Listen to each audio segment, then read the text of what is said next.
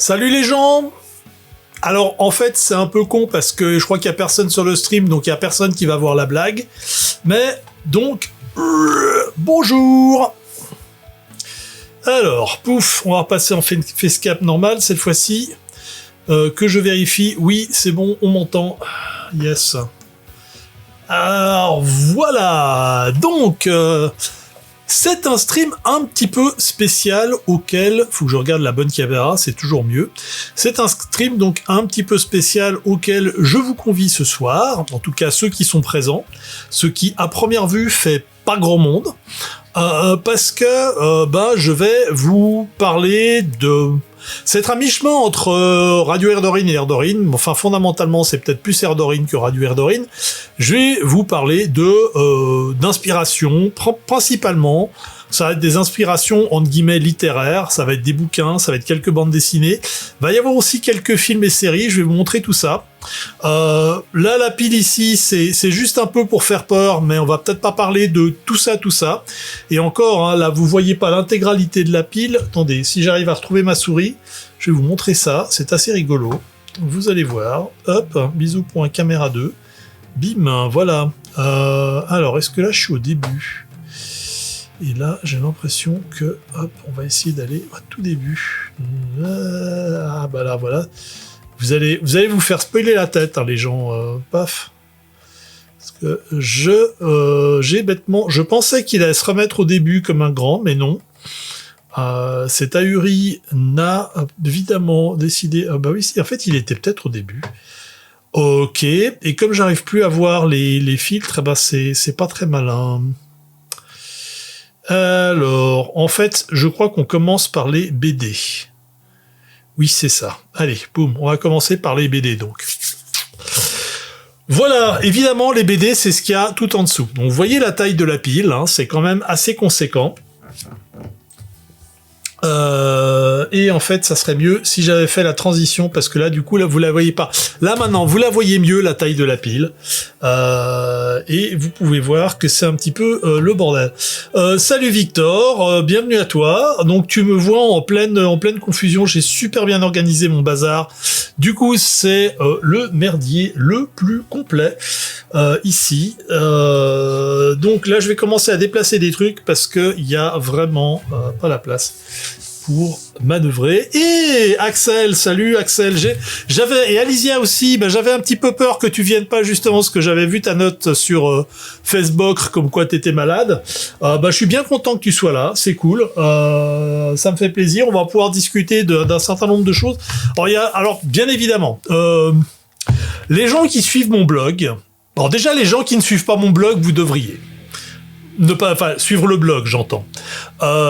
Si vous suivez mon blog, en fait, là, je vais vous parler d'un grand nombre de choses que j'ai déjà mentionnées lors de différents billets, on va dire sur ces 12-18 mois. Je vais essayer de retrouver le bon bouton, là, parce que, en fait, c'est un petit peu le problème, c'est que, du coup, j'ai plus de place pour repérer la souris. C'est très malin, comme vous me voyez. Voilà. Et en fait, on va commencer par une bande. On va commencer déjà par les bandes dessinées. Tu voulais venir, mais t'es éclaté. Écoute, tu restes tant que tu peux. Ça fait plaisir que tu sois là.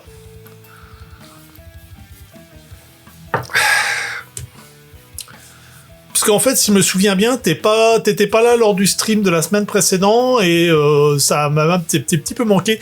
Notons qu'on avait quand même pas mal avancé sur des sujets assez intéressants. Ça aurait été cool si on avait pu échanger là-dessus, je pense. Mais bon. Alors, le premier, c'est la seule BD que j'ai prise. En fait, je vous ai pas pris tous les bouquins dont on va parler ici. Mais je vous ai pris, déjà un certain nombre, et puis aussi je vous ai pris parce que certains c'est des séries. Et là, typiquement, Prima Spatia, c'est j'ai tendance à le prononcer à la latine, hein, vous m'excuserez. C'est une série en 3 tomes. Donc ça, c'est le premier. Et en fait, le premier, je l'avais chroniqué il y a super longtemps. Et j'avais pas été super convaincu par le truc, et du coup, j'avais un petit peu laissé passer le deuxième. Et puis, j'ai lu une chronique du Galion des Étoiles, pour ne pas les nommer, qui parlait du troisième et qui disait que la série était en fait plutôt chouette. Et comme j'avais pas vraiment un a priori négatif sur le truc, mais plus du genre ça paraissait un peu moyen, eh ben je l'ai un peu laissé passer. Alors, je vais juste faire un truc là. Je vais activer le tracking sur ma tête. Voilà, c'est mieux. Comme ça, je suis centré là. J'ai un petit peu le côté OCD qui se réveille. Je vais juste ajuster un autre truc. Est-ce que je peux monter? Voilà, un peu plus. Voilà. J'ai un petit peu réajusté mon setup à la maison. J'ai rajouté des barres et tout un tas de trucs. Oui, je pense que beaucoup de gens vont le prononcer Prima Spatia, mais moi j'ai ma formation de latiniste qui me tape dessus puis qui dit c'est Prima Spatia, mais c'est pas très malin. Voilà, alors, c'est quoi Prima Spatia? C'est une bande dessinée qui va raconter principalement l'histoire d'une héritière, une jeune fille d'une famille plutôt aisée, mais qui vit un peu recluse dans un astéroïde privé, jusqu'au moment où il y a des gens qui débarquent pour l'enlever. Elle s'enfuit, elle est capturée par des pirates, enfin par des espèces de trafiquants de trucs. Elle se découvre des pouvoirs. Bah là, par exemple, vous la voyez sur la couverture en train de flotter dans l'espace et en train de discuter, taper le bout de gras avec une grosse bestiole spatiale. Bah c'est un petit peu le genre de pouvoir qu'elle a. Ça a l'air extrêmement bateau comme ça. L'univers fait beaucoup penser à du Valérian et Laureline. Mais en fait, il y a quand même, c'est pas complètement du pompage. Alors, il y a quand même des grosses influences, hein, je pense. Mais il y a pas totalement du pompage. Il y a pas mal de bonnes idées. Et en fait, elle se bonifie avec les volumes. Le premier volume est sympa, mais un petit peu justement cringe par son côté. J'assume pas trop mes références. Et puis il y a un twist à la fin qui fait que c'est peut-être un peu plus intéressant que prévu, et en fait oui ça l'est. Et de ce point de vue-là, c'est une série en niveau SF, je recommande. Alors je dirais inspiration Erdorine, il y a pas grand-chose à trouver là-dedans. Ce qui est intéressant, c'est d'avoir des peuples assez différents, qui sont principalement des humanoïdes, hein, mais il y a des choses assez intéressantes dans les relations entre les différentes cultures. Et là encore, c'est pas forcément des trucs, je vous reparlerai plus tard d'une autre série de bouquins qui a un petit peu les mêmes idées, mais qui, je trouve, pousse peut-être un petit peu plus loin pour le truc. Mais voilà, c'est sympa. 3 tomes, ça se conclut. Ce qui est déjà vraiment une bonne chose, parce que les séries qui font des kilomètres, c'est toujours un petit peu embêtant. Donc voilà. Recommandation pas super enthousiaste, c'est pas la série de l'année, c'est pas la série du siècle. Ça se lit plutôt bien. Alors, la série suivante, alors là je l'ai pas prise ici. Apogée. Alors Apogée, je la mentionne ici parce que là c'est le premier tome, mais c'est une série de science-fiction qui est en fait une préquelle à une autre série dont j'avais parlé, qui s'appelait et ben voilà, maintenant ça m'échappe. C'était une série aussi, une histoire courte en 4 tomes, qui avait un thème que je trouvais inventer des cultures aliens, vraiment aliens, très dures, pas forcément. Oui, c'est ça, c'est qu'en fait, il faut que tu arrives à toucher, faut qu'il y ait quand même une forme d'identification. Parce que si tu parles des méduses de l'espace qui parlent en matrice, comme dans je sais plus quelle série, je crois que c'était c'était CJ Cherry, hein, ce genre de truc, oui, non, tu oublies tout de suite. Ah tiens, j'ai ma petite lampe qui vient de canner là. Pouf, est-ce que j'ai un moyen de la recharger? Est-ce que j'arrive à tirer un câble USB jusque là-bas? Ça serait pas plus mal. Je sais pas si j'en ai un assez long pour ça. Alors là, c'est pouf. Non, il est pas assez long. Eh ben tant pis. Alors, il y aura pas de lumière. On va faire le mode de lumière dramatique. Désolé. Donc, j'ai ma petite loupiote qui est normalement ici, qui me fait un contre de ce côté-là, qui vient de faire Argle Pop. Et du coup, ça va être un peu dans le noir. Alors, je pourrais augmenter la luminosité en allumant ceci. Ouais, c'est quand même pas mal. Hein. C'est quand même pas mal. j'ai une espèce de panneau LCD qui est juste derrière mon écran et qui tape sur un mur blanc.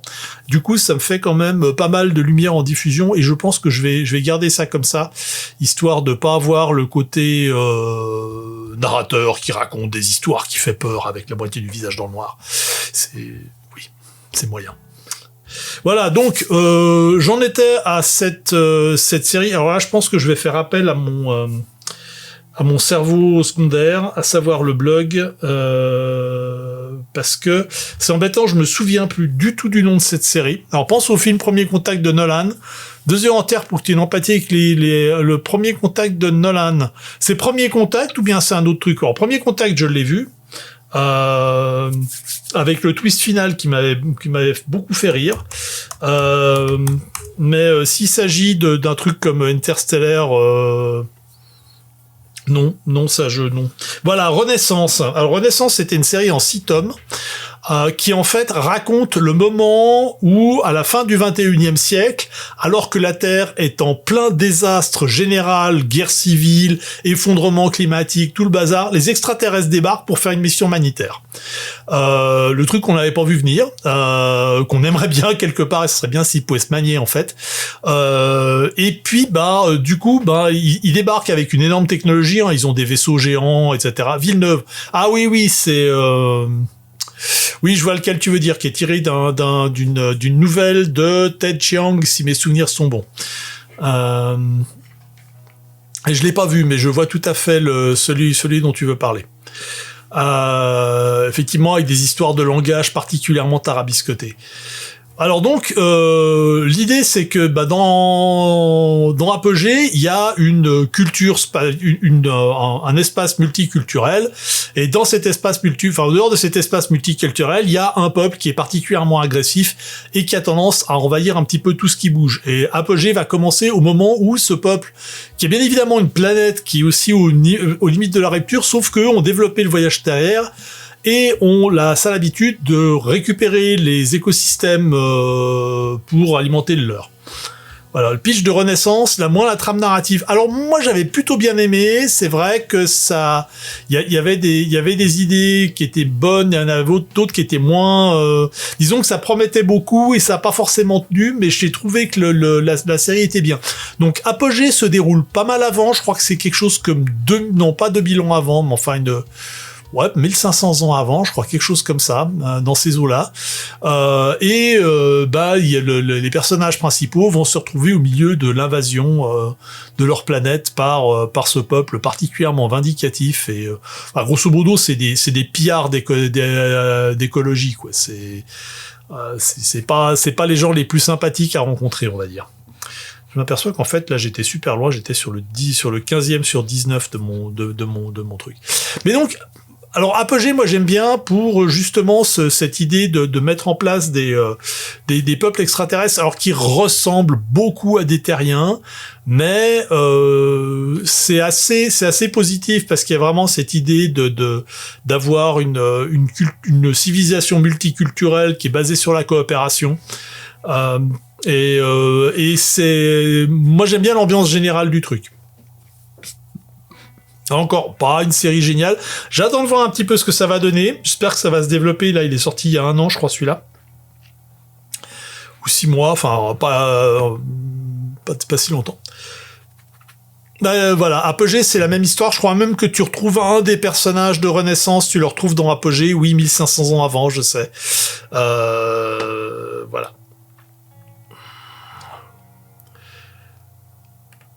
Et puis on passe alors au suivant, celui-là je l'ai pas pris non plus, Metropolia Berlin 2099. Donc ça c'est un... en fait, si c'était avec... Ça pourrait être du cyberpunk. Sauf que c'est du post-cyberpunk, c'est-à-dire le cyberpunk, c'est l'avenir tel qu'on le pensait en 1980, et là on est en 2025, et du coup ils imaginent un avenir 75 ans plus loin, mais avec tout un tas de technologies de mitigation. On est quand même dans un monde de post-effondrement climatique. Berlin est une ville tropicale. Et en fait, les autorités notamment ont fait un truc assez rigolo, c'est que les pas sont une monnaie. donc plus tu marches, plus tu as d'argent, enfin une forme de monnaie, parce que tu as aussi les euros, mais tu as aussi une forme de monnaie qui est le nombre de pas que tu as fait et que tu peux utiliser pour acheter des trucs. Et là, le personnage principal, c'est un détective privé, et il est engagé pour enquêter sur un immeuble dans lequel se passent des choses un petit peu bizarres. Et notamment le fait qu'on a retrouvé un cadavre dans un appartement qui n'est pas censé exister. Et j'ai trouvé l'idée d'explorer cet avenir pas vraiment très noir, hein. Je veux dire, on est vraiment dans un monde, mais on sent que c'est un monde qui commence un petit peu être en déliquescence. Il y a un petit côté l'auteur de La fille automate là, et puis Pump Night Pump Nine qui est un des recueils de nouvelles les plus déprimants que j'ai pu lire. Là encore, cerveau auxiliaire, à la rescousse, Wind Up Girl. Paolo Bacigalupi, évidemment, le temps que je le cherche, je le retrouve. Il y a ce petit côté-là, mais moins sombre. On a vraiment un côté assez positif. C'est pas du solarpunk, c'est un petit peu à mi-chemin entre le solarpunk et le cyberpunk, ce qui est assez curieux comme idée.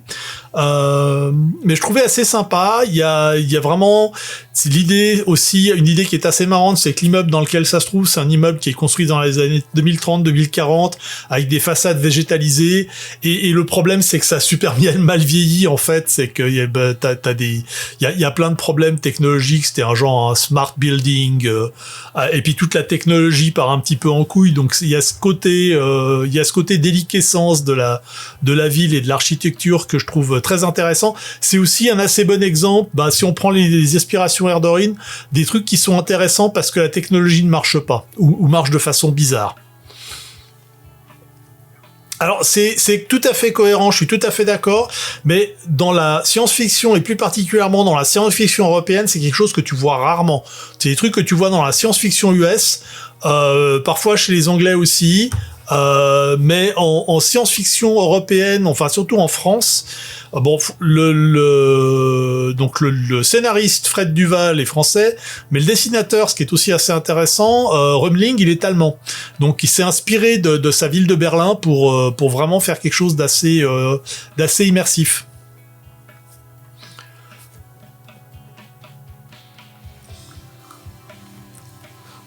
Ok. Ensuite, on passe au suivant. Alors, Borderlands, le plus gros ratage cinématographique de ces 20 dernières années, je dirais. Alors, j'en parle quand même parce que je suis un gros fan de la franchise Borderlands, et je trouve qu'il y a un côté Erdorin, on va dire, s'il y a un côté Fédération des États de la Frontière dans l'univers de Borderlands qui est assez marqué. Avec des corporations qui font des magouilles, des planètes qui sont des véritables dépotoirs, avec les gens tordus dans tous les sens. Enfin, c'est vraiment la caricature poussée au maximum. Les jeux sont très chouettes. Moi, j'aime beaucoup les jeux, j'aime beaucoup l'ambiance qu'ils mettent dedans. J'ai joué au 1, au 2, à le pré-sequel, au 3, j'attends avec beaucoup d'impatience le 4 qui arrive d'ici un mois à peu près. D'ailleurs, il va être en concurrence avec World of Tanks 2.0, ça va être une boucherie. Et puis Tales from the Borderlands aussi, qui était un jeu un petit peu point and click, qui était assez marrant. Et vraiment, cet univers, c'est un truc qui est très très attachant. Il y a plein d'idées géniales. Je cite souvent comme un des meilleurs exemples le Tiny Tina's Assault on Dragon Keep, qui est un DLC, donc un scénario supplémentaire du deuxième de Borderlands 2, qui est en fait une partie de jeu de rôle, mais dans l'univers de Borderlands, avec d'un côté des personnages de l'univers de Borderlands qui jouent au jeu de rôle, et toi le joueur qui va faire le personnage qui est dirigé et qui va faire les trucs sur le plateau. Il y a une mise en abîme qui est absolument grandiose, alors la série, moi je la recommande vraiment. Alors peut-être pas le 1 est un petit peu, j'ai joué au 1 après le 2, donc c'était un petit peu déjà comme ça, pas terrible. Le 2 est marrant. Les DLC sont souvent grandioses, pas tous, mais il y a vraiment des très bons trucs. Là encore, j'en ai parlé sur mon blog, donc si tu veux un choix de DLC, Elysia, tu vas jeter un coup d'œil là-bas. The Pre-Sequel est pas mal, mais je dirais que le gros défaut, c'est que le personnage avec lequel j'ai joué est super cringe. Alors jouer une tueuse psychopathe, c'est pas forcément fun tout le temps. Et puis le 3 est très très chouette aussi. Alors le film, en fait, le problème du film, c'est que on a l'impression qu'ils n'ont pas compris l'esprit de la franchise. C'est très rarement drôle. Alors qu'en apparence, si on voit la couve, on se dit ouais, ok, c'est marrant. En fait, il y a 2 personnages dedans qui sont vraiment marrants. C'est Claptrap. Alors fort heureusement, ils ont pas raté Clap. C'est le robot que vous voyez avec l'espèce de gros balèze assis dessus. Et justement, le gros balèze, qui est ce qu'on appelle un psycho. Donc en fait, c'est un gars qui a complètement fêté un fusible, mais qui est encore raisonnablement fonctionnel, ce qui fait qu'il est allié avec les autres, ces espèces de grosses montagnes de muscles, qui balancent des phrases qui généralement n'ont rien à voir avec la choucroute. Donc de ce point de vue-là, il est assez marrant, il est en complet décalage. Tanis, la scientifique, jouée par Jamie Lee Curtis. Jamie Lee Curtis, elle cachetonne complètement. Kate Blanchett, qui joue Lilith, elle a... Le personnage tient juste pas debout, alors que dans la série, il est vachement intéressant, et là, dans le film, il tient juste pas debout. Roland, il est là juste pour jouer les utilités. Tiny Tina, ils lui ont foutu une backstory qui tient pas la route non plus. Oui, Jack Black, Claptrap, c'est ça, tout à fait. Oui, et il est grandiose. Honnêtement, il est grandiose. C'est à peu près la seule chose qui qui fait que le film est à peu près regardable. Mais sinon, non, c'est une grosse déception. Je pense que quelqu'un qui n'a jamais joué aux jeux vidéo va probablement pouvoir voir le film et se dire, ok, c'est une série B moyenne, voire médiocre, avec quelques bons moments, et toute personne qui a joué aux jeux vidéo et qui a apprécié les jeux vidéo va trouver que c'est de la merde. Voilà. Et j'ai joué aux jeux vidéo. Donc voilà, rated. Bref, là. Alors, passons à autre chose. Sortons des CG qui fâchent. Alors là, voilà, maintenant, ça, par contre, je pense que cette série va faire l'unanimité. La saison 2, Andor de façon générale. Dans l'univers Star Wars, c'est un univers Star Wars, mais avec un truc ultra sombre. Il y a quasiment pas de Force, il y a quasiment pas de Jedi. Il y a, moi, ce que j'ai trouvé, de façon générale, l'histoire c'est vraiment la résistance, l'organisation de la résistance dans Star Wars, et alors moi c'est un truc particulier que j'ai trouvé que j'ai vraiment kiffé dans Andor, c'est la technologie. Et ça, ils ont fait des efforts de design. Ce que j'ai trouvé ahurissant, c'est qu'ils ont gardé le même genre de technologie qu'on trouve dans les premiers Star Wars. On a vraiment cette espèce d'informatique des années 80, des espèces de trucs en plastique, c'est limite le Formica Punk, quoi. Et j'ai vraiment trouvé que visuellement ça pétait sa race.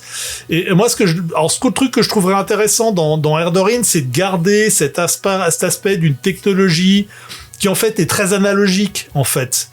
Les vaisseaux, c'est grosso modo, c'est des bombardiers de la Deuxième Guerre mondiale avec des écrans en plus, quoi. Alors je dirais que c'est plutôt dieselpunk d'une certaine façon. Et alors, c'est pas comme ça qu'est toute la technologie dans l'univers d'Erdorin, mais une partie de la technologie terrienne va être un petit peu comme ça. On parlait lorsque je faisais la réécriture sur la technologie, la manière dont la technologie fonctionne. Un total de 4 épisodes un peu en dessous. Oui, ça signifie qu'ils sont juste très bons au lieu d'être géniaux, quoi. Non, vraiment, Andor, c'est une énorme baffe. Alors déjà, Rogue One, qui est techniquement la conclusion de Andor, m'avait assez retourné la tête, mais la série, elle est vraiment très très bien. Low-Tech SF telle qu'elle est mise en scène, oui, complètement, mais c'est un truc que j'ai l'impression qu'ils avaient peut-être un peu perdu de vue dans d'autres films, et que là, ils ont vraiment réintégré et mis en scène, et on sent très bien qu'il y a une différence, il y a aussi des différences visuelles qui sont hyper claires entre l'Empire et la technologie qu'utilise la Résistance. La Résistance, c'est vraiment des bouts de ficelle, des trucs qu'on répare à coups de marteau, et l'Empire, c'est l'Odyssée de la blancheur. Il y a vraiment des parties pris graphiques qui sont aussi extrêmement explicites dans la manière dont les différents protagonistes sont montrés. Après, c'est du Star Wars, c'est quand même aussi un univers qui a ses défauts, qui a 2-3 trucs aussi un petit peu bizarres. J'aime aussi beaucoup un truc que j'aime beaucoup dans l'univers de Star Wars, c'est assez régulièrement où il y a des personnages qui parlent dans leur propre langue, et la personne en face lui répond en anglais, mais comme si elle avait parfaitement compris ce qu'elle disait. Typiquement avec les droïdes R2D2, il sort des trucs, généralement il y a Luke qui dit oui, je suis parfaitement d'accord, alors qu'en fait nous on n'a pas compris ce qui se dit, et je trouve que ça aussi, ça participe un petit peu à l'immersion. Il y avait dans le Retour du Jedi, il y a l'extraterrestre qui pilote le faucon millénaire à la fin lors de l'attaque de l'étoile noire, de la deuxième étoile noire, ouais. Ça aussi c'est voilà. Faites comme à lire, regardez toute la série et enchaînez sur le film, c'est pratiquement parfait comme continuité. Oui, alors je pense aussi, mais bon, là, il se trouve que la série, on l'a regardé avec une copine, qui est fournisseuse officielle en contenu Tipeee, et du coup, non, on n'a pas regardé le film derrière. Mais oui, je pense qu'ils ont vraiment fait un super boulot là-dessus.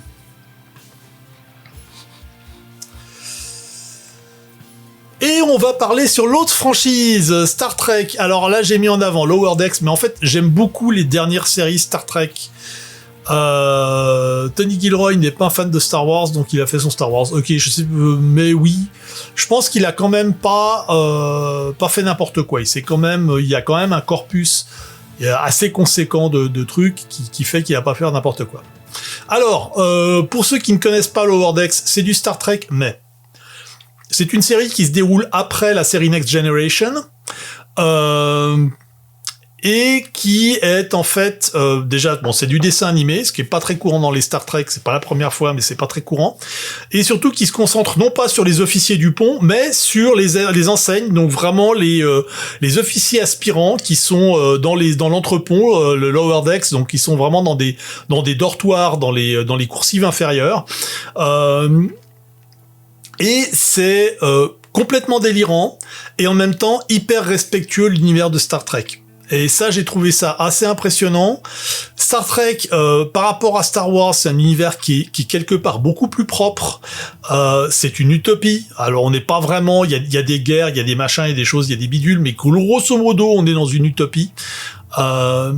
Et le truc avec Lower Decks, c'est qu'ils ont vraiment ce mélange entre des histoires qui tiennent raisonnablement bien la route, des personnages qui se développent et qui montrent de trucs super intéressants. Les cadets de l'espace, oui, complètement.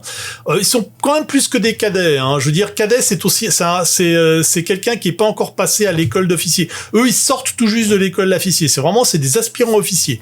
Je crois que c'est le terme le plus proche qu'on pourrait trouver en français pour ça. Ils se retrouvent dans toutes les aventures à la con que peut avoir un vaisseau. En plus, leur vaisseau, c'est un petit peu un des plus pourris de la flotte. Les personnages, il y a une casse-cou qui a fait un petit peu tous les trucs possibles et imaginables, et qui génère, enfin, la raison pour laquelle elle est encore avec les enseignes, c'est que chaque fois qu'elle pourrait avoir une promotion, elle fait une connerie pour se faire envoyer en tôle et puis dégrader derrière. C'est la fille de la capitaine, ce qui pose aussi quelques tensions assez remarquables. Son père étant amiral, donc c'est un bordel sans nom. Mais c'est vraiment très très fun. Il y a un épisode qui a hurlé de rire, c'est qu'en fait, il faut pas le chercher sous Lower Decks, dans la série Strange New Worlds, qui est donc une des nouvelles séries Star Trek, qui est également très bien. Il y a un épisode dans lequel ils se retrouvent téléportés, donc dans leur passé, à bord de l'Enterprise, commandée par le Captain Pike. Et en fait, la blague, c'est que donc là, on est dans du dessin animé, Strange World, on est dans du film, dans la série traditionnelle, donc image traditionnelle. Et en fait, ce sont les acteurs qui font les voix des personnages qui jouent leur propre rôle, et ils sont super ressemblants, c'est assez marrant. Alors, cheap follower, mon cul, tu vas te faire dégager. Excusez-moi, là, faut que j'aille tuer quelqu'un sur Twitch. Hop. Cheap follower, pouf pouf. Hop, tu vas me le signaler et tu vas me le bloquer. C'est du spam. Tac. Falsification de l'audience. Alors vous me direz que par rapport au nombre de personnes qu'il y a sur Twitch, j'aurais peut-être besoin de cheap followers, mais en fait non, pas du tout. Donc ok, dégage. Hop, toi tu te fais ban. Voilà, problème réglé. Tu veux titiner. Je viens de titiner moi-même. C'est une méthode un peu plus...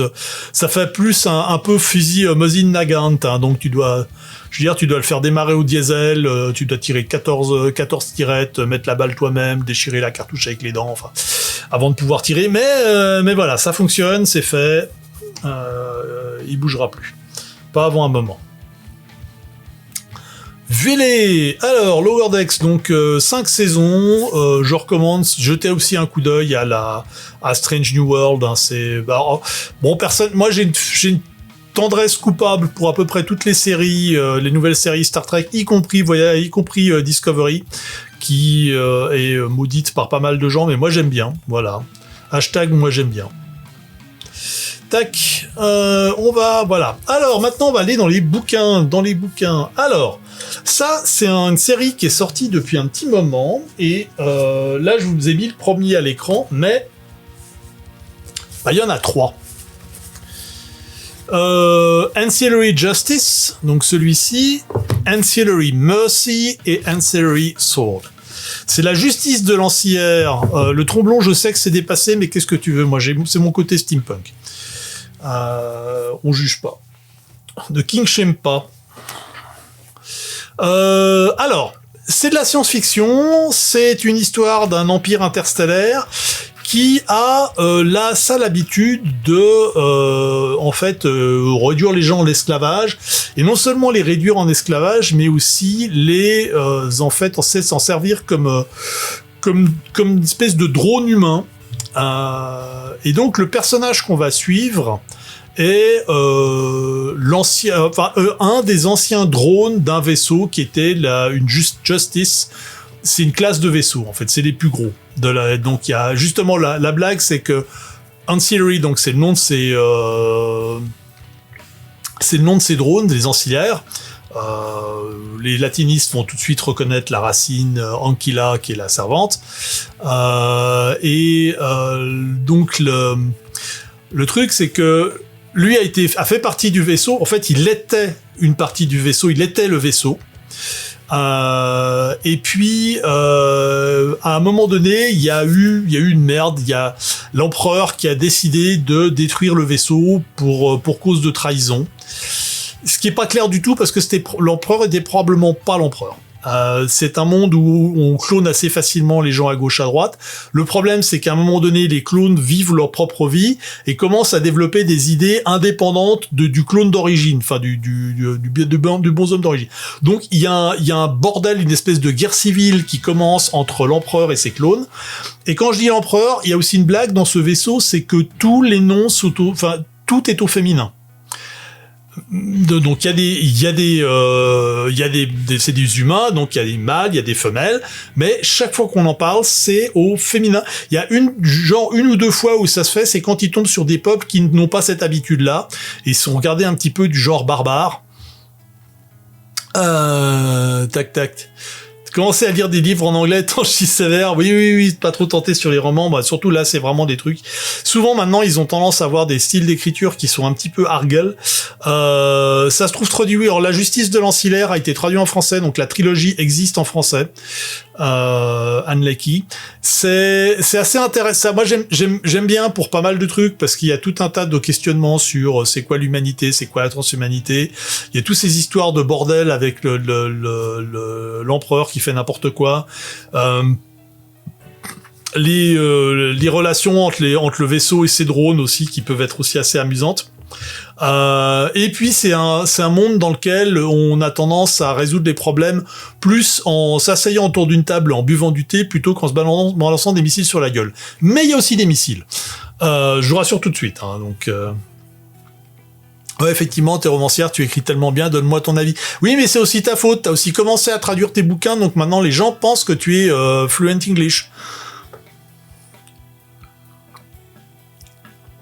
J'ai pas trop suivi là, je sais pas trop si t'as continué, Axel, les traductions. Mais bref, c'est ta faute. Voilà. Alors bon, donc Justice de l'Ancillaire, 3 tomes. Il y a aussi, semble-t-il, une novella, je crois, qui se déroule dans le même univers, mais à une période un petit peu différente, je crois un peu avant, que je n'ai pas lu. Mais alors je dois quand même prévenir, Justice de l'Ancillaire, j'ai eu beaucoup de mal à rentrer dedans. Et tu as fini le premier tome, t'es à la moitié du second. D'accord, c'est cool ça. Mais donc, j'ai beaucoup de mal à rentrer dedans, surtout qu'en fait, c'est pas tant le langage, du coup, cette espèce de langage épicène à base de féminin, c'est pas trop dérangeant, mais disons quand ça se rajoute avec le fait que c'est le premier tome, il y a énormément de flashbacks, et ça, c'est assez facile de se perdre. C'est pas du tout le cas dans les 2 suivants, et c'est du coup beaucoup plus facile à suivre ensuite, mais faut quand même s'accrocher sur le premier. Bon, par contre, je dirais qu'on est sur par rapport à Erdorin, on s'est essayé quand même un petit peu de raccrocher les wagons sur l'univers d'Erdorin. C'est quand même des technologies qui sont largement au-dessus de ce qu'on fait, mais je pense qu'il y a 2-3 choses, il y a toujours des choses intéressantes à piocher au niveau des relations. Il y a 2-3 trucs qui sont aussi intéressants sur la façon dont la géopolitique fonctionne, dont les relations entre les différentes planètes fonctionnent, entre les peuples, parce qu'il y a évidemment, il y a aussi des peuples qui sont dehors de cet empire, donc il y a pas mal de trucs assez tordus. Ouais, alors non, effectivement en français tu peux, donc il a été traduit. Il a été traduit en français. Voilà, alors, on va continuer avec le suivant. Alors là, celui-là, je ne l'ai pas parce que je l'ai lu en numérique. Je voulais quand même le mentionner parce qu'on parlait de Solarpunk il n'y a pas très longtemps. Alors là, c'est pas tout à fait du Solarpunk. Cory Doctorow, c'est un auteur que j'aime beaucoup, mais des fois, j'ai du mal avec ses romans. C'est un auteur qui a d'origine canadienne, mais il a vécu aux États-Unis, il a vécu au Canada, là il est retourné aux États-Unis.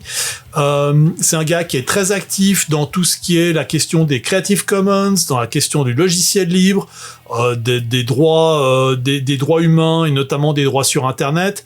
Je crois que c'est un des membres fondateurs de l'Electronic Frontier Foundation, où il est dans le board. Enfin, il est quand même très très actif là-dessus.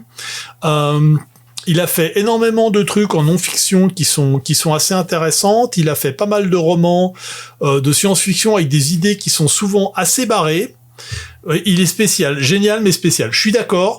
Je dirais que c'est pas un bon romancier. Il a des très bonnes idées. Mais au niveau roman, il écrit toujours des trucs qui moi me laissent sur ma faim.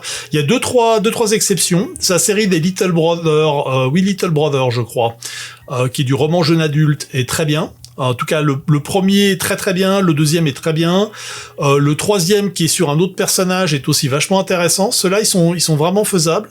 Je crois qu'ils ont été traduits, en tout cas, Little Brother a été traduit en français. Je sais pas trop si les autres ont été traduits en français.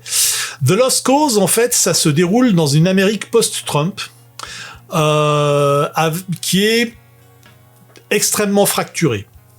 Et le problème, donc le personnage principal, c'est un jeune adulte, d'avoir 19, 20 ans, quelque chose comme ça, très actif dans l'espèce de mouvement social-démocrate qui s'est mis en place. Donc Trump ou un équivalent a foutu le bordel dans le pays. Une autre présidente social-démocrate a été élue ensuite. On pourrait voir quelqu'un comme Alexandra Ocasio-Cortez, par exemple, ou quelqu'un d'autre du genre. Et puis là, par contre, c'est de nouveau un président républicain, mais qui ose pas trop remettre en cause ce qui a été fait par sa prédécesseur. Et The Lost Cause, en fait, c'est tous les anciens bagas qui veulent pas admettre leur défaite et qui sont prêts à toutes les pires saloperies pour, carrément pour devenir du terrorisme, terrorisme domestique, avec en plus derrière les tech bros, donc tous les tenants de la tech fascisants, qui eux ont carrément pris le large littéralement, c'est-à-dire ils sont installés sur des yachts offshore ou des paquebots offshore. Et il continue à influencer, principalement à coups de tonnes de pognon, la politique américaine depuis ces trucs-là. Il y a des choses super intéressantes. Je trouve qu'il y a vraiment des trucs qui sont assez solarpunk dans la manière dont dont il traite le concept de on va mettre en place une société qui est plus égalitaire, plus solidaire, on va utiliser certaines formes de technologie pour faciliter certains trucs, parce que c'est aussi un monde dans lequel ils ont des gros problèmes de réfugiés climatiques.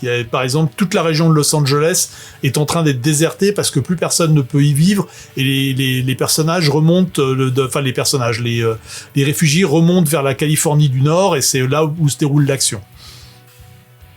Voilà, donc alors je le recommande pas forcément pour son côté roman. Je le recommande déjà plus par ses idées. Il y a un moment donné où ils vont construire une maison, un immeuble d'habitation de 4 étages, et ils font ça genre 48 heures, et c'est détaillé la manière dont ils font. Il y a des technologies qui existent déjà, et d'autres technologies qui sont en développement, des espèces de systèmes préfabriqués avec toute une planification, et c'est assez bluffant de ce point de vue-là. Mais pour le reste, je dirais que l'histoire est assez bouffe. J'ai l'impression un petit peu les personnages passent leur temps à bouffer. Donc il y a à peu près un quart du bouquin où ils nous expliquent ce qu'ils sont en train de manger et comment. Donc ouais, bouffe. Donc intéressant, mais pas forcément super enthousiasmant. Et ça, The Lost Cause, il a, à ma connaissance, pas été traduit en français, mais c'est vraiment assez particulier. Et c'est malheureusement, alors pendant très longtemps, ces romans, ils étaient publiés sous licence Creative Commons, donc tu pouvais les récupérer et puis tenter les traductions derrière. Mais là, maintenant, c'est plus du tout le cas. Donc, il a un vrai. Par contre, il est toujours en guerre avec Amazon. C'est assez marrant.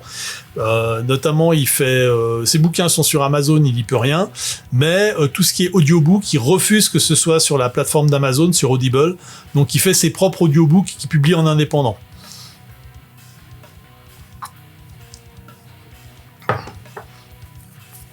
Il a un blog qui décortique l'actualité, qui est aussi assez fascinant. Ça s'appelle Pluralistic, si vous avez l'occasion de le voir. C'est en anglais, mais c'est souvent assez impressionnant. Ensuite, alors, celui-là, je l'ai. J'en ai parlé beaucoup, notamment à Axel. Everything for Everyone, an oral history of the New York Commune 2050-2072. Donc, c'est un... Alors là, on est presque dans le solarpunk, d'une certaine manière. Et c'est presque une continuation du bouquin précédent. C'est un hasard, hein, je les ai foutus par ordre alphabétique, donc... Et celui-là aussi a été traduit en français, tout pour tout le monde. Et ce qui est assez intéressant, si le sujet vous intéresse, allez jeter un coup d'œil. Blast a fait une interview des deux autrices pour discuter un petit peu du truc. C'est vraiment fascinant. L'idée du bouquin, c'est... Alors, ça m'a fait un petit peu peur au début parce qu'il y a une préface qui dit voilà, c'est un bouquin académique, enfin c'est pas académique parce qu'on n'a plus vraiment d'académie, mais c'est plus proche de ce qui se faisait d'un bouquin académique il y a 30 ans, et puis donc développe tout un discours, c'est hyper compliqué, machin, et en fait j'avais un petit peu peur que tout le bouquin soit sur ce thème-là, et en fait non, parce que le bouquin, comme son nom l'indique, c'est une histoire orale de la commune, mais donc ce sont des interviews, c'est les autrices sont allées interroger des témoins et des acteurs d'événements entre 2052 et 2072 qui ont mené à la création de la commune de New York. Donc là encore, on est dans un monde post-Trump, mais là où ça s'est vraiment très mal passé. Catastrophe climatique, montée du fascisme, communautarisme, les États-Unis qui se lancent dans une guerre contre l'Iran qui tourne à la catastrophe. Enfin, c'est un Vietnam puissance 10, vraiment un cauchemar, un carnage généralisé des deux côtés. Hein, c'est vraiment une horreur. Et puis, au milieu de tout ça, la société américaine se délite, jusqu'au moment où les gens en ont vraiment marre et prennent le pouvoir. Et ça commence en fait pas aux États-Unis, ça commence. Alors, on nous mentionne que ça commence un peu en Chine, mais on n'a pas trop d'exemples. Mais surtout, à un moment donné, je crois la deuxième histoire, c'est quelqu'un qui est palestinien et qui explique comment ça s'est passé en Palestine. C'est qu'une des premières communes qui s'est créée, c'est la commune du Levant, donc la région Palestine, Syrie, Jordanie, etc. Et donc ça a été un des premiers mouvements qui a été mis en place pour ça. On a vraiment un truc. Alors bon, c'est ma femme qui est un chouïa de droite et un tantinet taquine parle de rêve humide de gauchiste. C'est pas complètement faux, c'est pas complètement vrai non plus parce que c'est quand même un petit peu trash. On sent que le monde il va mettre un moment avant de se remettre en place. Ils sont en train de mettre en place des procédures de mitigation justement pour tout ce qui est changement climatique, mais la moitié de New York est déjà sous l'eau. Enfin, c'est assez moche. Il y a eu des frappes nucléaires sur les États-Unis, principalement tirées des États-Unis d'ailleurs. Mais il y a vraiment aussi là encore toute cette idée de penser un avenir autrement. De montrer un petit peu ce qui est hyper intéressant, c'est que la science-fiction, c'est la littérature du présent, et c'est aussi la littérature du possible. C'est de montrer que oui, un autre post-apo est possible, un post-apo qui est plus basé justement sur l'entraide, sur la civilisation, sur le sens commun. Et de ce point de vue-là, non, c'est vraiment vraiment très chouette. Alors, comme vous pouvez le voir, c'est pas un gros bouquin. Il fait 230 pages à peu près en anglais. Bon, c'est écrit un peu petit quand même, hein, mais c'est tout à fait raisonnable à lire. Et puis justement son format interview, c'est une transcription d'interviews. Donc c'est vraiment pas des trucs qui ont été réécrits. C'est vraiment comme si c'était, ça a été écrit. Donc bien, ces interviews n'ont jamais eu lieu puisque c'est de la science-fiction, mais c'est comme s'il s'agissait de retranscription d'interviews, donc quelque chose qui reste encore assez brut. On a un moment d'ailleurs assez poignant où ils interrogent un vétéran, un Amérindien qui a lutté contre les fascistes dans le centre des États-Unis au sein d'une commune indigène, autochtone, et qui à un moment donné a des PTSD en fait, et il part, il a un épisode psychotique en plein milieu de l'interview, et ça il le garde dans le texte. Et non, c'est vraiment assez poignant. Donc, alors. Je suis toujours en train de me battre avec mon interface, je suis un peu désolé. Alors là, je vais faire une rubrique copinage. Et là, j'aurais pu prendre un petit instant, je vais aller prendre les autres parce qu'ils sont pas loin.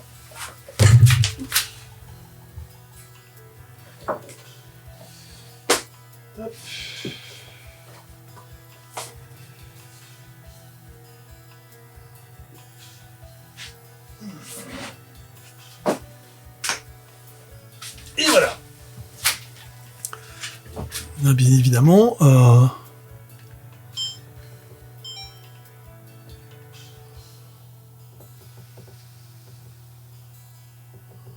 hop, non, c'était dans l'autre sens, c'est pas grave, on arrive. Alors, oui, désolé pour l'ajustement, ça a dû être assez trash. Mais j'arrive, tada. Ma caméra, bah oui, parce que j'ai activé le face tracking, donc tu vois, si je bouge la tête, elle me suit, mais le problème c'est quand je sors du champ, elle pète un peu un câble.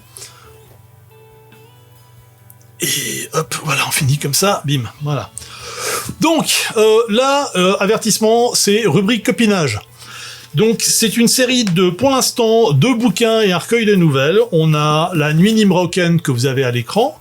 On a également le 13e nom, ainsi que Le Phare de Capernaum, ça c'est le petit recueil de nouvelles. Je dis que c'est du copinage parce que derrière il y a Jeanne Perrin que je connais très bien et l'ami Antoine Beugly qui a été mon co-auteur sur Freaksquill, le jeu d'aventure, qui a aussi écrit des bouts d'Erdorin, qui est en train d'écrire des bouts de Erdorin 2300, qui est le président de Dés sans face. Donc voilà, c'est un pote de longue date et c'est eux deux qui sont en fait, c'est l'univers de la Noire Essence, et la Noire Essence à l'origine, c'est un univers d'un jeu de rôle grandeur nature, signé par Jeu est un autre, une organisation de GN dans le Jura, il y a une vingtaine d'années, on va dire. Et puis ils sont en train de développer, Jeanne qui est autrice, en train de sortir les romans à une vitesse absolument ahurissante, et Antoine derrière pédale pour essayer de sortir le jeu de rôle. Qu'est-ce que c'est exactement ? Alors c'est de la fantasy, mais passablement décalé. C'est un monde qui est en fait, alors déjà, il faut imaginer la mythologie dit le monde a été créé par Mathurin. Bon, déjà, le dieu qui s'appelle Mathurin, c'est dieu créateur qui s'appelle Mathurin, c'est quand même pas mal. Et à un moment donné, il s'est fâché et il l'a cassé en deux. Et puis ensuite, il s'est dit qu'il avait fait une connerie, donc il a essayé de le réparer, mais il l'a réparé mal, donc il y a une grosse cassure au milieu des mondes. Et effectivement, dans ce monde, il y a une grosse cassure au milieu du monde, et c'est effectivement Mathurin qui a créé le monde, et d'ailleurs, on peut le croiser de temps en temps dans l'univers. C'est un univers de fantasy, avec des éléments un petit peu steampunk, il y a des trains, des choses comme ça, il y a des administrations tentaculaires, ça rappelle un petit peu la Suisse par pas mal de côtés, et puis il y a des dieux plus ou moins bien lunés, que l'on peut croiser dans la rue ou dans les tavernes, alors surtout Edomor, donc le dieu vert qu'on peut trouver assez régulièrement, boire des bières avec. C'est passablement secoué.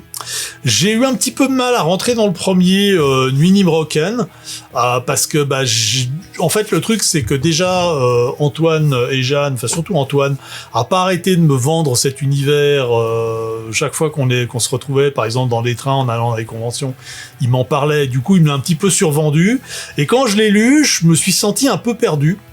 J'avais vraiment l'impression que c'était un bouquin qui allait parler surtout aux gens qui avaient déjà fait les GN de Jeux et un autre, c'est-à-dire à peu près 60 personnes à tout péter. Mais en fait, j'ai fini par me prendre au truc, et le 13e nom, j'ai beaucoup... déjà, j'avais un petit peu cet effet de surprise négatif passé, et du coup, je l'ai bien rentré. Alors, c'est juste un petit peu là, on est...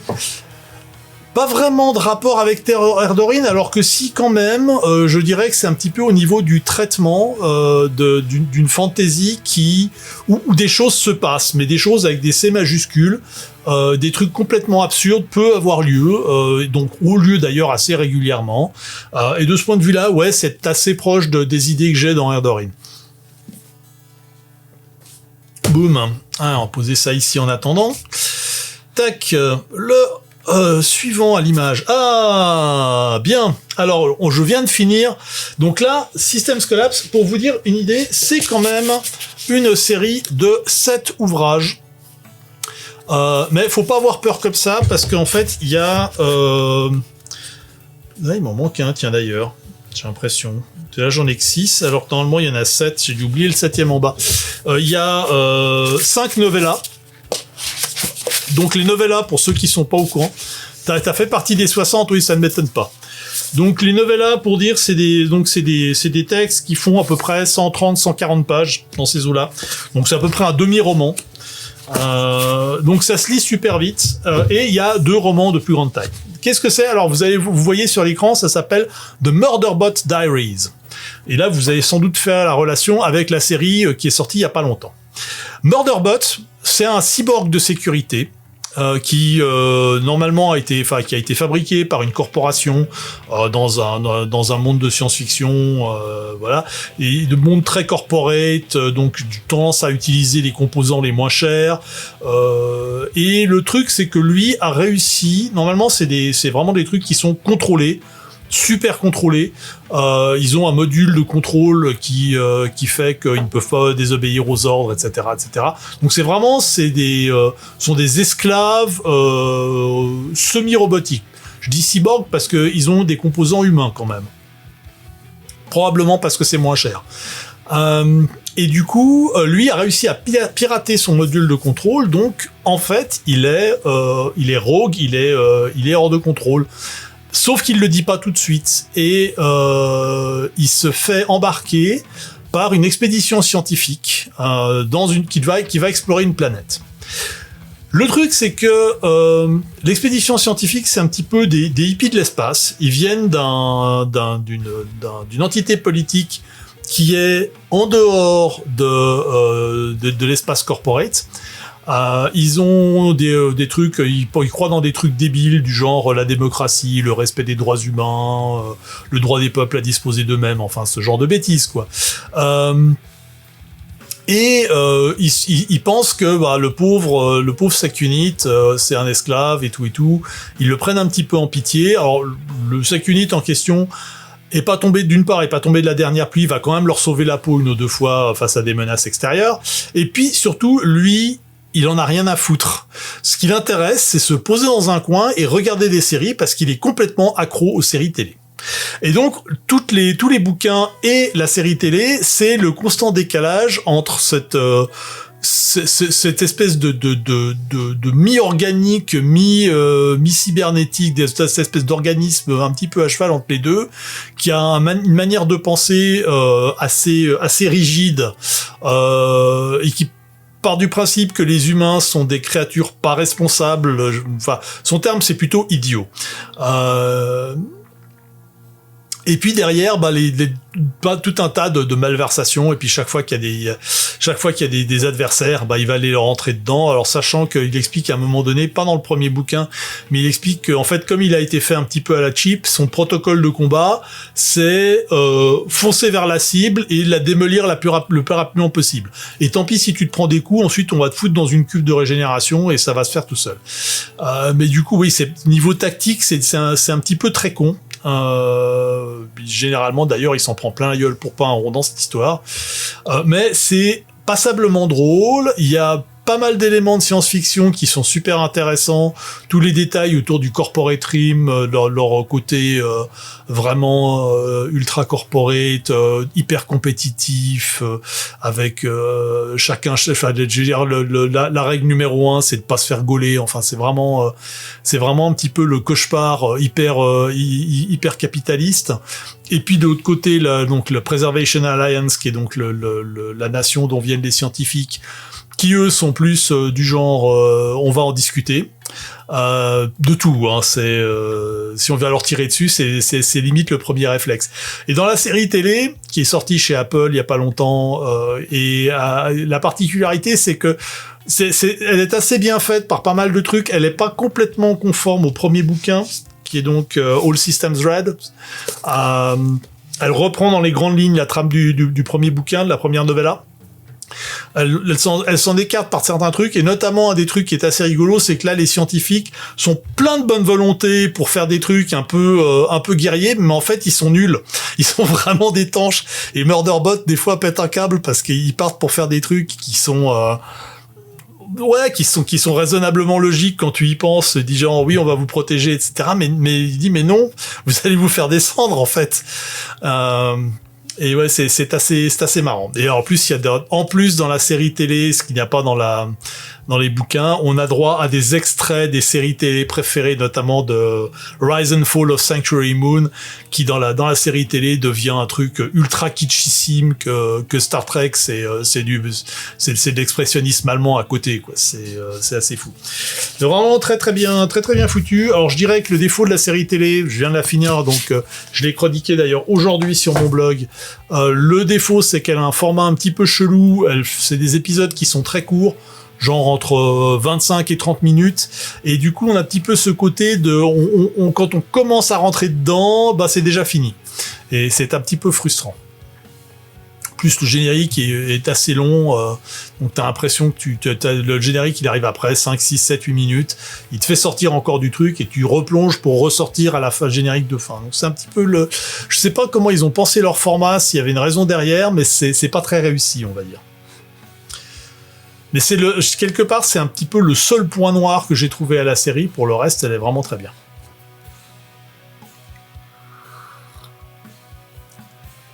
Voilà. Là, on est quand même 8 sur YouTube. Il n'y a pas grand monde qui parle, hein, mais on est 8. Alors, j'ai encore cliqué sur le mauvais truc. Paf. Ok, le suivant. Ah il est juste là, ça tombe bien. Temaron. Ça veut dire terre marron. Et en fait, c'est une curiosité. C'est un roman cyberpunk des Caraïbes. Michael Roche est français, mais il est originaire de la Guadeloupe ou de la Martinique, je sais plus. En tout cas, des Antilles françaises. Et il a imaginé un monde dans lequel, en fait, toutes les îles des Antilles deviennent une immense ville. Vraiment une espèce de ville cyberpunk. Et dedans, on a un groupe de gens qui essaient de retrouver la terre marron, la terre des origines. Et le truc qui est super intéressant, j'ai trouvé, c'est que on a tout un jeu sur le langage, sachant que une grande partie des personnages vont parler en créole. Créole des Caraïbes, et c'est raisonnablement compréhensible en connaissant un petit peu le français. En fait, faut le dire à haute voix. Dès que tu dis les phrases à haute voix, tu comprends ce que ça veut dire. C'est assez bluffant. Mais ce style d'écriture avec ce monde assez fou des espèces de villes cyberpunk des Caraïbes, ça donne un côté très très dépaysant à ce roman, et j'ai trouvé ça vraiment très intéressant. Il y a plein d'idées à piocher, je dirais, pour Erdorin, ça serait pas mal à piocher du côté de Copacabana. Mais ouais, très bien. J'en parle très vite parce que c'est un roman qui a déjà pas mal d'années, donc je pense que les gens ont déjà lu. Donc Axel, tu dis c'est un bijou. Tu parles de Temaron ou bien tu parlais de Murderbot? Je pense que tu parlais de Temaron, hein, il me semble.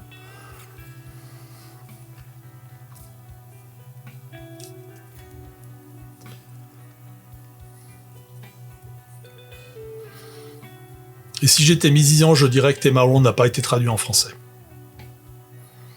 Et là, je crois que si Michael m'écoute, il va me tuer.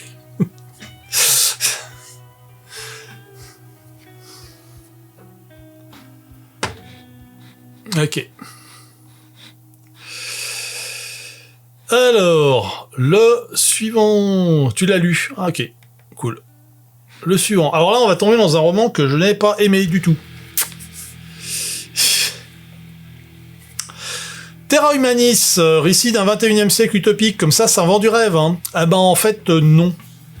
En fait, oui, techniquement ça en vend, mais au final, le produit, c'est un petit peu un rêve de chez Temu, hein. C'est pas terrible. Le problème, c'est que ça part sur l'idée qu'il y a le personnage principal est une nana qui a un QI de 250. Et c'est elle qui, plus ou moins à elle toute seule, va changer le futur. Juste non. Tellement non, en fait. Je sais pas à quel moment on a pu penser que c'était une bonne idée. Alors, c'est un petit peu dommage parce que Fabien Cerutti, pourquoi il est là alors? Je trouve que c'est intéressant de parler de trucs qui, à mon avis, ne vont pas. Et là, je pense que l'idée de faire, voilà, ça commence à faire chier. Voilà, t'as exactement ça. Tu vois l'idée, et si tu dis non, mais ça tient pas la route, quoi. Et puis le problème, c'est que assez rapidement, ça vire à la surenchère. Il y a une sorte d'accélération technologique à, je veux dire, horizon 2100, il y a déjà des machins à antimatière, il y a des réacteurs à antimatière qui alimentent toute la planète. Enfin, il y a une espèce aussi de solutionnisme technologique que je trouve pas sain. Quand on parle d'un avenir, je veux dire, je suis pas certain, je pense pas que la technologie ne va rien résoudre. Je pense qu'il faut vraiment faire très gaffe à comment on regarde ces trucs-là et penser que on va résoudre tous les problèmes de la planète qui ont été créés en grande partie par une accélération technologique en faisant plus d'accélération technologique. Non, ça va pas marcher. J'aurais parié on allait même en jeu de rôle. Oui, mais alors oui. Oui, et alors je vais quand même vérifier un truc parce que j'ai pas vérifié ça, ce qui est très con de ma part, mais Fabien Cerutti, je me demande j'avais pas déjà lu d'autres choses de lui. Ah, il a écrit Le bâtard de Corsican, qui a plutôt bonne presse.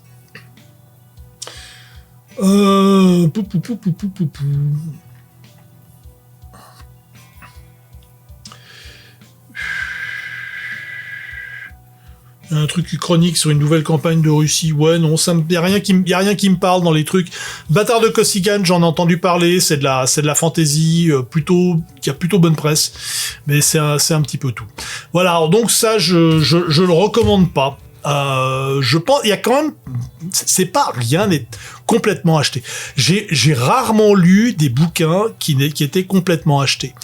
Il y a un bouquin dont je ne parlerai pas ici, je donnerai pas son titre, je donnerai pas son auteur, mais qu'on va passer en cadeau. Le gars, il y a des bouts qui ont un côté ultra raciste. Il y a des bouts qui ont vraiment des côtés, c'est aussi de la science-fiction, ça a l'air très inspiré par les mangas. Il y a vraiment un côté très manga dans le style qui est fait. Ça part dans tous les sens, on sait pas exactement où ça va. Et en fait, quand j'ai lu ce bouquin, je me suis dit j'aurais pu écrire un truc comme ça. Et du coup ça m'a un petit peu remis à ma place en me disant les trucs que j'écris sont peut-être aussi mauvais que ça d'une certaine façon. Et puis il y avait des bonnes idées dedans et il y avait des styles d'écriture. Pareil, quand il décrivait les combats, ça vraiment c'est un truc qui était très dynamique, ça avait de la gueule. Mais voilà, c'est pas un roman, c'est un roman qui mériterait d'être réécrit. Et je suis pas certain d'être la meilleure personne pour expliquer comment il faudrait le réécrire, quoi. Mais voilà, c'est typiquement quand je vais parler de ce genre de truc, je vais toujours essayer de trouver un petit peu le côté positif du truc, mais il faut pas non plus se voiler la face. Et je pense pas que ça soit, je suis même pas sûr que Terra Humanis soit un mauvais bouquin. C'est juste que moi ça me parle pas et il y a des trucs que je trouve très répulsif en fait dans cette idée. Mais c'est pas non plus parce que le bouquin est mauvais. Alors là on va partir sur le total opposé. Ça, The Long Way. Alors déjà le titre est génial. The Long Way to a Small Angry Planet, c'est exactement ce qui se passe dans le roman. Et ça c'est le premier d'une série de 4 que j'ai ici, qui est connu sous la série Wayfarers, les voyageurs.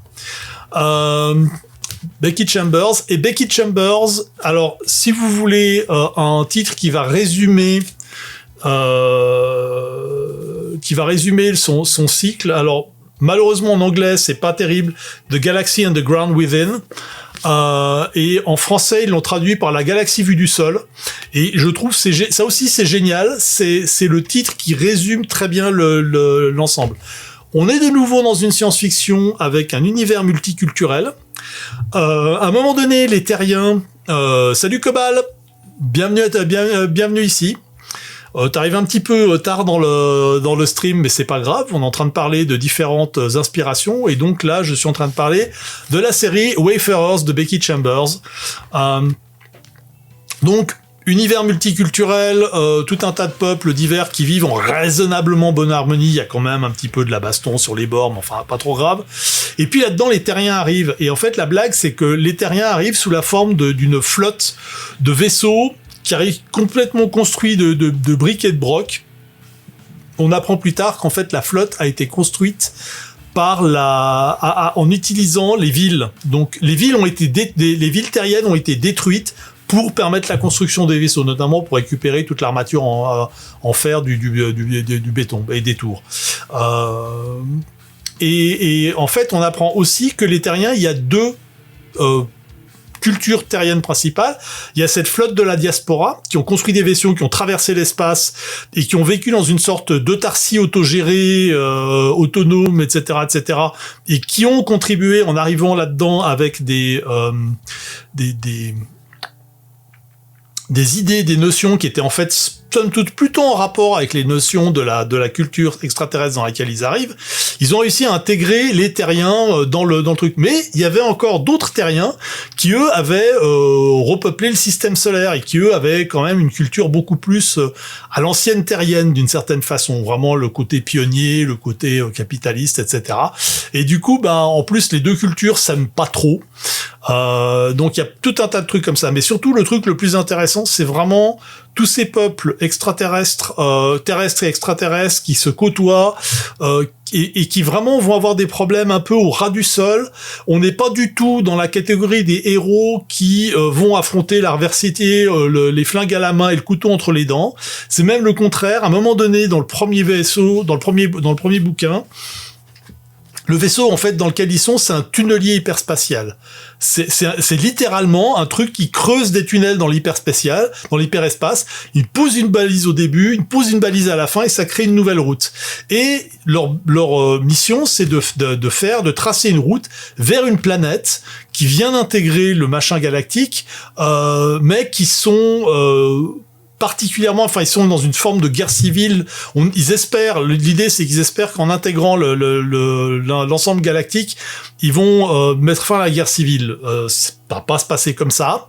Et à un moment donné, ils sont interceptés par des pirates. À un moment donné où ils doivent se ravitailler, ils sont interceptés par des pirates.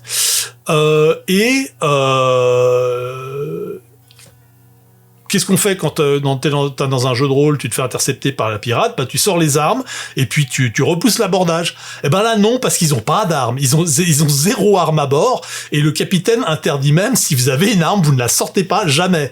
Et du coup, les pirates montent à bord et ils négocient avec les pirates pour que les pirates prennent ce dont ils ont besoin et permettent au vaisseau de continuer jusqu'à un point de ravitaillement.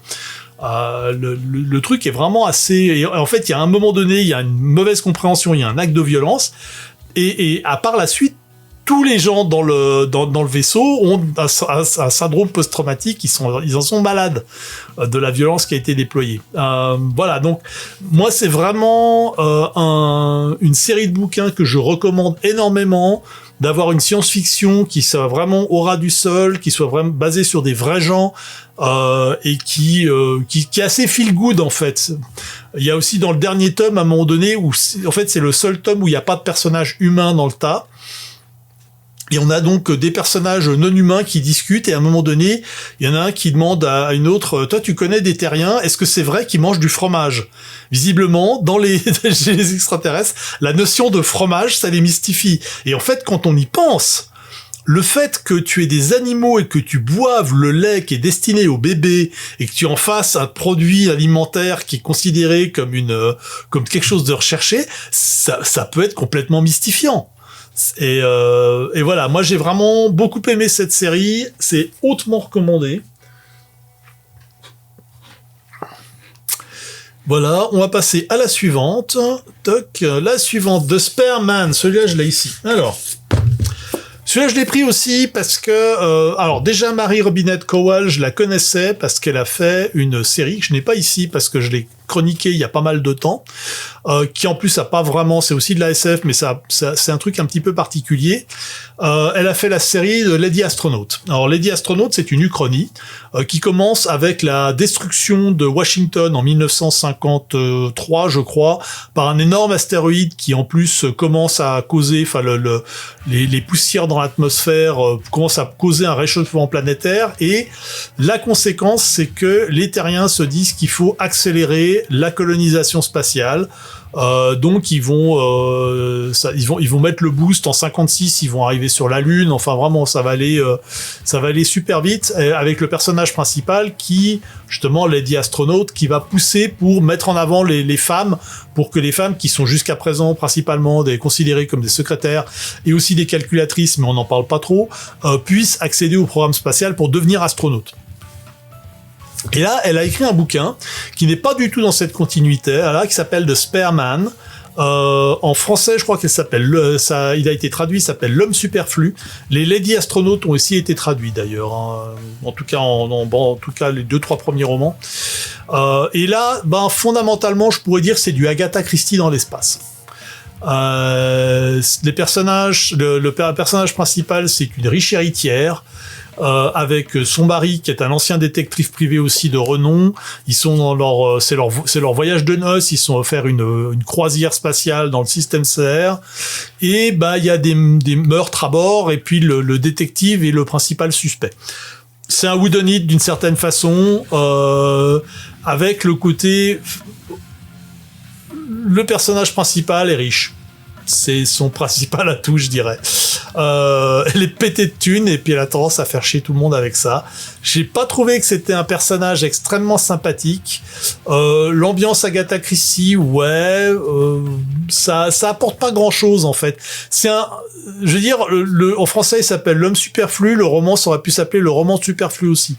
Ça se lit, c'est agréable à lire, il y a des moments sympas, mais c'est vraiment pas renversant. Oui, ça peut aider, effectivement. Ça peut aider. Mais tu sens vraiment, elle abuse de son privilège. C'est un polar de plage, exactement. Ouais, exactement. C'est un polar de plage, mais dans l'espace et avec un petit chien. C'est toujours bien les petits chiens. Les chats, c'est mieux, mais les petits chiens, c'est bien aussi. Alors, le suivant. Alors là, on est dans un bouquin qui n'a absolument aucun rapport avec Erdorine. Alors, aucun. This is how you lose the time war, traduit en français par Les oiseaux du temps. C'est un roman épistolaire entre deux agents d'une guerre temporelle, deux agents ennemis d'une guerre temporelle qui finissent par tomber amoureux l'un de l'autre. Et en fait, c'est que ça, et c'est déjà génial. Le truc, c'est qu'ils se laissent des lettres dans les endroits les plus absurdes possibles et imaginables. Il faut savoir que quand en fait donc ça a été écrit par deux personnes, Amal El-Mohtar et Max Gladstone, et les deux auteurs en fait s'envoyaient les lettres. Ils avaient décidé de la trame générale du truc, mais ils s'envoyaient les lettres et ils réagissaient, donc ils n'écrivaient jamais la lettre avant d'avoir reçu la lettre précédente, pour se ménager la surprise. Et de ce point de vue-là, c'est pas un gros bouquin. Je l'ai ici, donc vous voyez, c'est tout petit. Ça fait même pas 200 pages, c'est 180 pages, quelque chose comme ça. Et j'ai trouvé ça brillant. C'est une espèce de science-fiction très très haut niveau. On est limite dans des personnages. C'est des personnages qui ont un niveau de technologie tel qu'ils arrivent à des niveaux quasi divins. Ça pourrait être du Nobilis par exemple, pour ceux qui connaissent ce jeu de rôle. Ça pourrait être aussi assez facilement transposé à un truc à la Sandman. Mais honnêtement, à lire, c'est vraiment brillant. Je sais pas ce que ça donne en français, mais en anglais, moi j'ai été vraiment... J'y croyais pas trop, je suis allé un petit peu à reculons. Et en fait, non, j'ai vraiment trouvé ça brillant. Bim. Ok. Le candidat suivant est une candidate, Laura Jamison, et celui-là, je l'ai aussi. Up Against It. Alors, quand même préciser que donc le bouquin, ça a été paru il y a pas mal de temps, il est ressorti avec une préface de James S.A. Corey, donc le nom générique pour les auteurs de The Expanse. C'est assez... Ça se comprend quand on lit le bouquin, parce que ça se passe dans notre système solaire, dans une échelle, on va dire 100-150 ans, quelque chose comme ça, et à bord d'une station spatiale. Une station spatiale qui a un côté SF parce que c'est une station spatiale, mais un côté très hard science. Ouais, l'intro signée, c'est pas l'intro d'un autre de l'auteur qui en fait, le problème c'est qu'il est connu comme ça, donc voilà.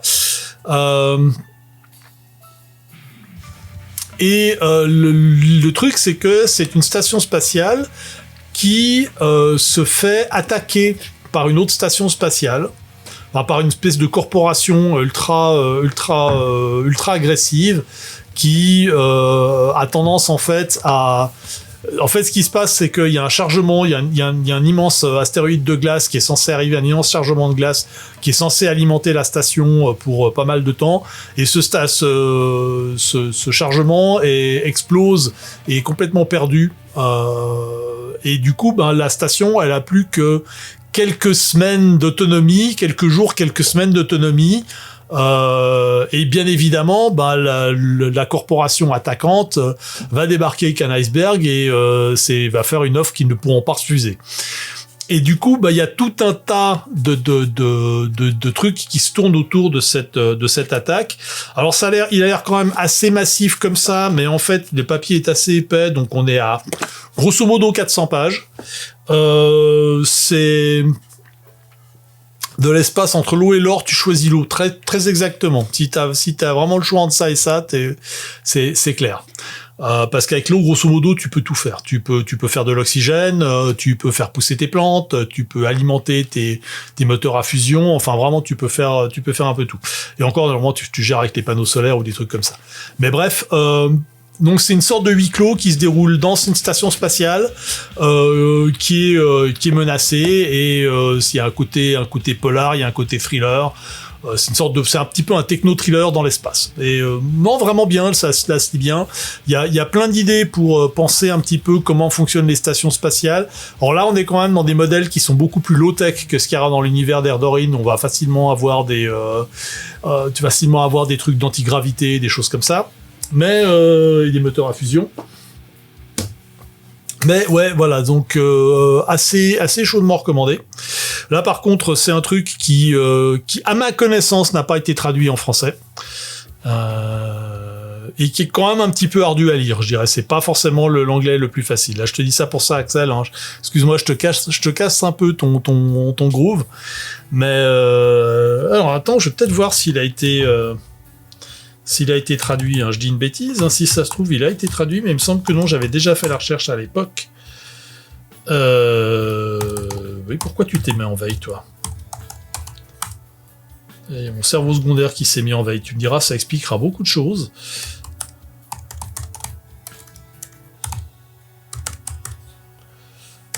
Donc c'est Mixon.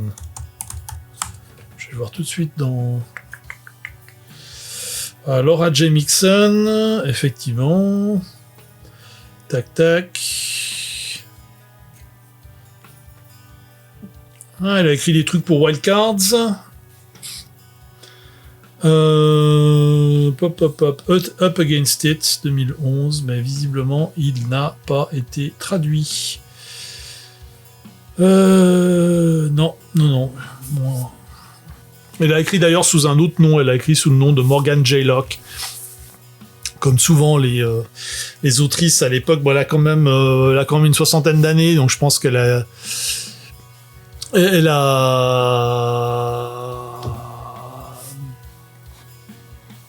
dû commencer sa carrière et puis utiliser un prénom masculin pour éviter d'avoir des emmerdes.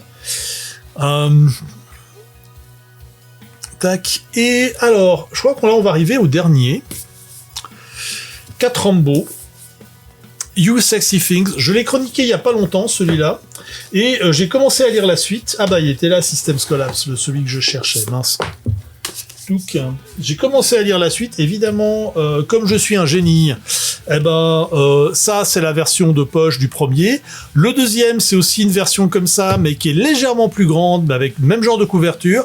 Et le troisième, c'est une version cartonnée, là, parce qu'il est sorti tout récemment. Bref. Donc, j'ai toute la série, mais dans 3 formats différents. Je suis un petit peu agacé par ça. Alors, You Sexy Things, c'est quoi? Alors, c'est le nom d'un vaisseau, déjà, pour commencer. Mais c'est pas, enfin, on s'en aperçoit pas tout de suite, parce que, à l'origine, l'histoire de You Sexy Things, c'est d'anciens militaires qui, pour échapper à leur conscription un petit peu forcée, prétendent être des artistes, parce qu'ils sont dans une nation qui accorde beaucoup d'importance à l'art, et donc gros c'est soit tu restes dans l'armée, soit tu réponds à ton appel d'artiste, mais ils vont quand même te surveiller pour être sûr que c'est pas de la blague. Et leur appel d'artiste, c'est quoi? C'est qu'ils veulent ouvrir un restaurant. Donc ils vont ouvrir un restaurant dans une station spatiale, et à partir de là, les choses vont partir en couille. Ils vont se retrouver à bord de ce vaisseau, qui est un vaisseau intelligent et organique. Ils vont être capturés par des pirates. En fait, quelque part, ça paraît assez bateau comme ça, mais il y a un côté assez réjouissant, assez dans le groupe de personnages qui sont assez remuants. Je dirais que alors pour l'instant, j'ai lu le premier qui est assez sympa. Le deuxième, je l'ai commencé, ça a l'air de continuer un petit peu sous la même forme. Je dirais que le truc, il a 2 défauts. Dans le premier, en fait, le début est assez délirant, enfin pas délirant, mais enfin c'est quand même assez fun. Il y a un milieu qui est hyper sombre et la fin continue à être un petit peu délirant. Très Erdorine de cette manière. Oui, il y a aussi plein de personnages extraterrestres, il y a plein d'obsédés sexuels. Enfin, c'est assez rigolo. Dans ce genre-là. Mais par contre, les pirates sont vraiment des pirates pas gentil du tout. Hein. C'est vraiment du gros méchant pirate qui mord de ce point de vue-là. Et puis oui, puis c'est un petit peu le truc du cuisinier qui en fait, enfin, c'est comme dans ce film avec Steven Seagal, sauf que là tout le monde dans la cuisine, c'est des anciens des commandos, quoi. Celui-ci est traduit, non, mais il vient de sortir aussi. Il est, alors déjà l'autrice Kat Rambo, déjà c'est son vrai nom, blague. Elle s'appelle vraiment, alors il ou elle, parce qu'elle a, je suis un petit peu embêté, ce serait Yel parce que prénom neutre, pronom neutre. Kat Rambo, c'est vraiment son nom. Hein, donc celui-là est sorti en 2022, celui-là en 2020, l'autre est en 2023 et ça en 2025. Alors oui, il y a assez un côté Erdorine, d'ailleurs, quel piège en haute mer, merci. Antoine me l'avait recommandé à cause de ça, alors j'en suis pas entièrement convaincu, mais effectivement, il y a des vibes, c'est assez marqué. Mais c'est agréable à lire, je dirais que c'est pas... J'en attendais peut-être plus. Oui, gender fluid ou queer, je sais plus exactement comment elle se définit, mais elle se définit. Mais le problème, c'est que moi, j'ai pas du tout l'habitude d'utiliser le pronom Yel, donc voilà, c'est un petit peu, c'est mon modèle vieux con, logiciel social construit dans les années 60, qui fait que j'ai un petit peu de mal, mais je m'y fais, hein, je veux dire, faut juste que je me le rappelle. Voilà, je crois qu'on arrive au bout. Est-ce que j'en ai encore un derrière? Ah oui, Longues oreilles, il est court, j'ai oublié, mais il est là-bas.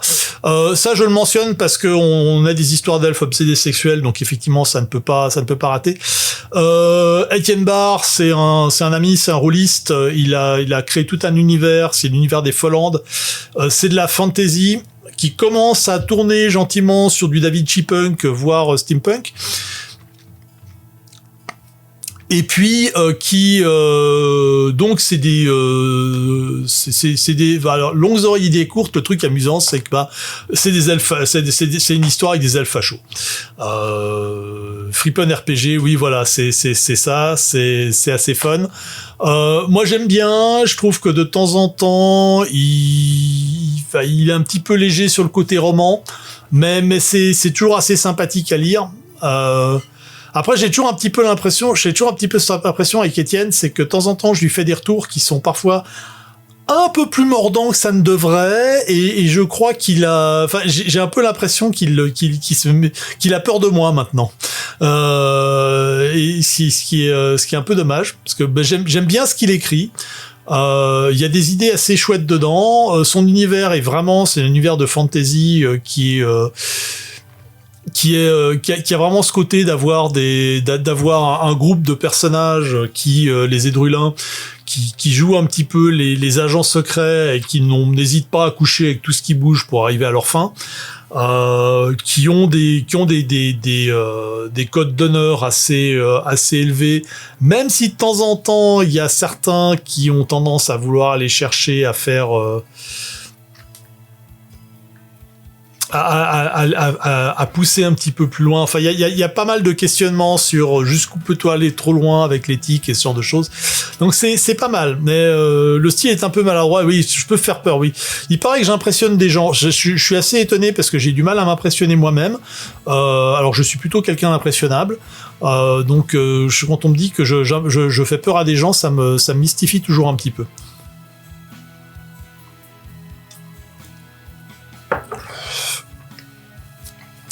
Voilà, je crois que j'arrive au bout, là, ça devait être le dernier. Tac, on arrive, ouais, voilà, on repart sur Prima Spatia, voilà. Donc, c'est un petit peu tout. Alors, il se trouve que j'avais ramassé un bouquin dont je vous ai pas parlé parce que je l'ai chroniqué il y a un peu plus longtemps que ça. Ça s'appelle The Terraformers. Ça aussi, c'était un bouquin assez fumé. La particularité du truc, c'est que c'est un livre qui se déroule sur 3000 ans à peu près. Avec des gens qui vont terraformer une planète, et là encore il y a une corporation derrière qui investit des sous pas possible sur la terraformation. Le problème, c'est que ils terraforment une planète sur laquelle il y a déjà des gens, ce qui cause ce qui cause une cascade de problèmes, et on va suivre les problèmes qui cascadent sur 3000 ans. Et c'est assez intéressant. Avec en plus le fait que t'as des personnages qui sont parfois des animaux dotés de conscience, hein, génétiquement modifiés pour être dotés de conscience, et il y a des relations. Par exemple, il y a dans la troisième partie, si je me souviens bien, il y a la relation amoureuse entre un chat journaliste et un train. Oui, j'ai bien dit un train.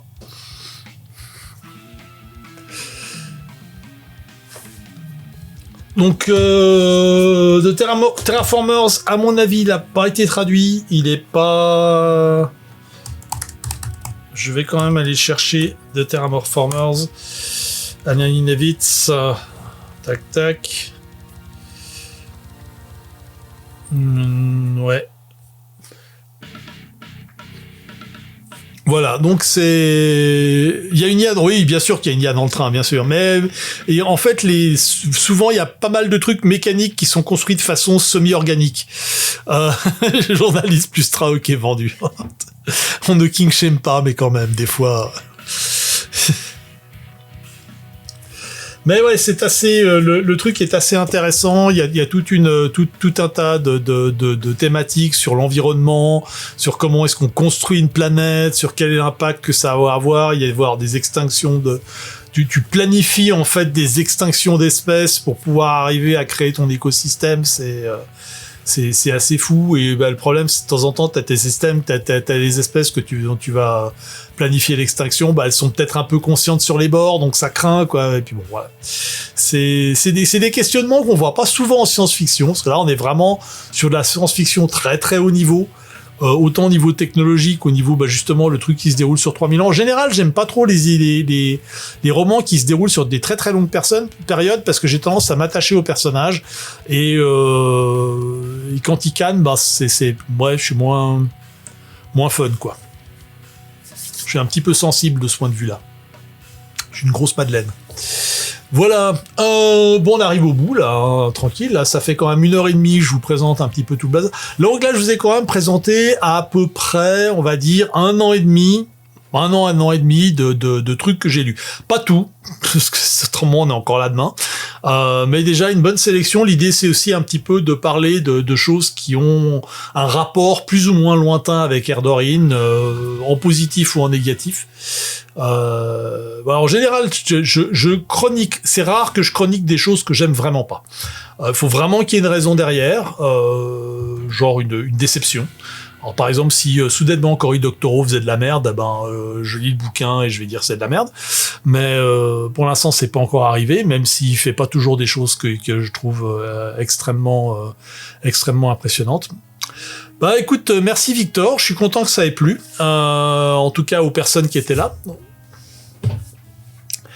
Je ne sais pas comment on va reprendre jeudi prochain.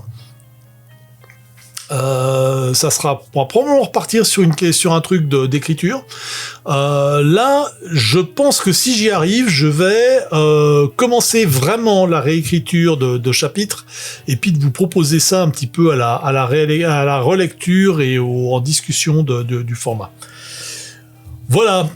Tu regarderas le replay pour voir le début. Oui, effectivement. Alors le replay, je sais pas encore exactement où je vais le mettre. Si je vais le mettre sur la chaîne Erdorine ou sur la chaîne ma chaîne de base. Faudra voir. C'est un format un petit peu particulier. En tout cas, je crois que je vais arrêter là. Merci beaucoup à tous ceux qui étaient présents. Si vous avez des commentaires ou des suggestions, n'hésitez pas à les laisser sur le replay quand il arrivera. De toute façon, ceux qui me suivent sur Facebook ou sur d'autres endroits, je pense que je vais faire une petite promo une fois que ça sera en ligne pour que vous puissiez aller voir.